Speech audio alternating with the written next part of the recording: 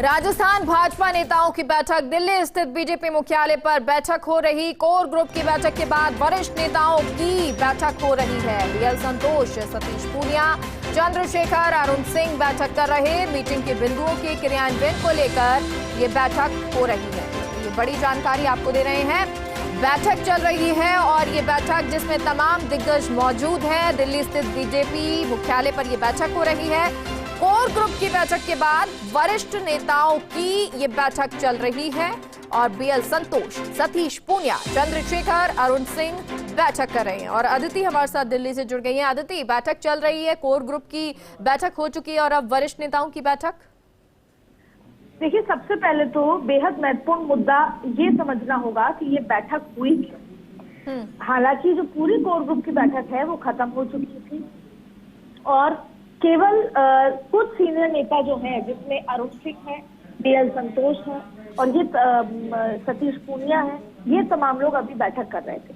दरअसल राजस्थान की जमीन से गुजरात को साधने को लेकर ये पूरी बैठक थी और इस बैठक में भाजपा की गुजरात फतेह की रणनीति को लेकर ये बैठक की गई। दिल्ली में राजस्थान भाजपा की कोर ग्रुप की बैठक हुई। आदिवासी फैक्टर पर चर्चा की गई।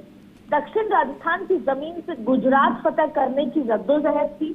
आदिवासियों के प्रमुख स्थल मानगढ़ में पीएम के प्रस्तावित जो रैली है 1 नवंबर की, उसको कैसे सक्सेसफुल बनाया जाए। दरअसल इस रैली में केवल राजस्थान नहीं, पूरे गुजरात के भी जो जनता है और नेता है वो इस रैली में मौजूद रहने वाले हैं और दक्षिण राजस्थान के साथ साथ गुजरात के आदिवासियों को एक बड़ा संदेश देने का यहाँ से प्रयास होगा।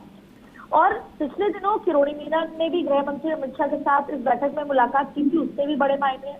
और मोदी शाह की भाजपा की खास बात यह है कि प्लान पर किस तरीके से इम्प्लीमेंटेशन हो, कैसे काम हो, कैसे फोकस हो। अब आपको ये समझाते हैं कि राजस्थान का जो मानगढ़ है वो इतना महत्वपूर्ण गुजरात के लिए क्यों है।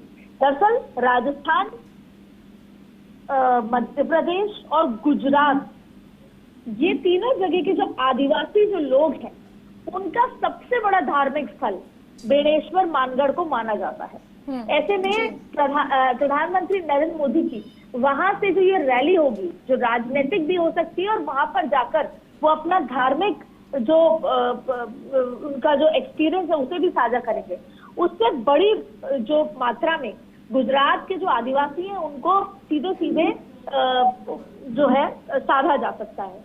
तो राजस्थान की जमीन से मानगढ़ से जो ये रैली होने वाली है, ये गुजरात में बेहद महत्वपूर्ण होगी। गुजरात के चुनाव के लिहाज से बहुत महत्वपूर्ण होगी। इसकी तैयारी को, सज्जोसाज को, इस तमाम चीजों को लेकर ये बेहद महत्वपूर्ण बैठक है। इसके साथ साथ ये भी चर्चा हुई कि राजस्थान में अलग अलग नेता अलग अलग यात्रा कर रहे हैं और सामंजस्य को लेकर चर्चा हुई। तो सामंजस्य के चर्चे पर केंद्र के एक सीनियर नेता ने ये कहा कि सामंजस्य बिठाने का काम संगठन मंत्री का है, सामंजस्य बिठाने का काम प्रदेश अध्यक्ष का है और सामंजस्य अपने आप बैठ जाएगा आने वाले दिनों में। हमारा इकलौता लक्ष्य होना चाहिए नरेंद्र मोदी और उनकी योजनाओं को एक साथ फील्ड में लेकर जाना, जनता के बीच लेकर जाना। तो कहीं ना कहीं इस पूरी बैठक में 1 तारीख वाली रैली के साथ साथ जो भाजपा में सामंजस्य की कमी है राजस्थान में, उसको लेकर भी बातचीत की गई। हालांकि आज की पूरी बैठक राजस्थान की जमीन से गुजरात के वोटर्स को, गुजरात के आदिवासी वोटर्स को साधने की थी और उस 1 तारीख की रैली को बेहद सक्सेसफुल बनाने की। चलिए, बहुत बहुत शुक्रिया अदिति पूरी जानकारी के लिए। और हमारे साथ हमारे सहयोगी ऐश्वर्य प्रधान भी जुड़ गए हैं स्टूडियो से। ऐश्वर्य, ये तो अदिति ने बताया कि किस तरह से बैठक में खास तौर पर पीएम मोदी की रैली को लेकर महत्वपूर्ण प्रकाश डाला गया और उसी पर चर्चा रही, लेकिन क्या राजस्थान के मुद्दों को लेकर भी बातचीत हुई? राजस्थान में बीजेपी की एकता को लेकर भी क्या बातचीत हुई? इसको लेकर कोई जानकारी है?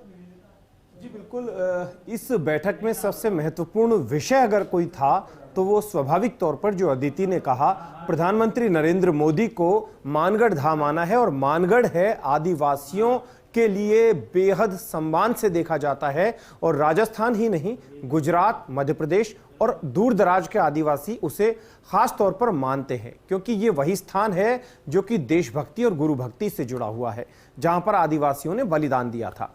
लेकिन यहां पर फ्लैशबैक में अगर जाते हैं तो इस बैठक को औचक क्यों बुलाया गया, इसके पीछे दो दलील है। जेपी नड्डा को कोटा आना था और कोटा आने पर जेपी नड्डा को कोटा में एक कोर कमेटी की बैठक लेनी थी और आज के दिन वो कोर कमेटी की बैठक थी। तो उस बैठक को अचानक से बुला लिया गया, लेकिन कोर कमेटी की बैठक को दिल्ली में बुलाया, इसके भी गहरे मायने हैं। यूं ही बैठक नहीं बुलाई जाती, क्योंकि इस बैठक का ठीक 2 दिन पहले, ठीक 1 दिन पहले बल्कि, किसी को मालूम नहीं था। सभी लीडर्स ने अपने प्रोग्राम बना लिए थे और अचानक से उन्हें बुलाया गया। तो ऐसे में लीडर्स ने अपने प्रोग्राम कैंसिल किए और त्वरित गति से वो दिल्ली पहुंच गए। दिल्ली पहुंचने पर इस बैठक में जो चीज थी, क्योंकि बीजेपी को एकजुट कैसे करें, बीजेपी पूरी तरीके से एकजुट कैसे हो, कांग्रेस लगातार आरोप प्रत्यारोप लगा रही है। पिछले दिनों कई घटनाक्रम ऐसे हुए जिन घटनाक्रमों को लेकर कांग्रेस ने बीजेपी पर प्रहार किए। ये वही बीजेपी है जो अशोक गहलोत वर्सेज सचिन पायलट की बात करती है और आरोप लगाती है, या कांग्रेस में फूट की बात करती है। तो ऐसे में बीजेपी एकजुट रहे, कहीं कोई मैसेज गलत ना जाए, इसे लेकर यहां पर फोकस किया गया। यहां पर एक बड़ी बात बोली गई है मेघा, वो बड़ी बात यह बोली गई है कि अब आप सभी लोग विधानसभा क्षेत्रों में फोकस करो। सरकार के 4 साल पूरे हो रहे हैं, तो विधानसभा वार अपनी एक प्लानिंग बनाओ और वरिष्ठ नेताओं को 2-2, 4-4, 5-5 विधानसभा क्षेत्रों में भेजो और वहां पर जाकर वो आक्रोश रैलियां करें। भले ही पिछले दिनों जिस तरीके से शेखावाटी में एक आक्रोश रैली हुई थी, उसे लेकर बात कही गई। अदिति ने जो बात कही वो भी सही थी कि अलग अलग तरीके से यात्राएं निकल रही है या कार्यक्रम होते हैं, उसे लेकर भी नाराजगी देखी गई है। संगठन का जो फोकस है वो ये है कि पार्टी एकजुट रहे और एकजुटता के लिए तमाम लीडर्स को एक प्लान दे दिया जाए, उस प्लान के तहत काम किया जाएगा। यहां पर जो दूसरी बैठक है जिसमें सतीश पूनिया, अरुण सिंह और चंद्रशेखर, वो टोटली संगठन की बैठक है, संगठन के मुद्दों को लेकर बैठक है। संगठन के कई कार्यक्रम होते हैं, उन कार्यक्रमों की जिम्मेदारी इन्हीं पदाधिकारियों के पास होती है। तो उन कार्यक्रमों को लेकर एक सामान्य बैठक है जिसका दायित्व बीएल संतोष के पास होता है।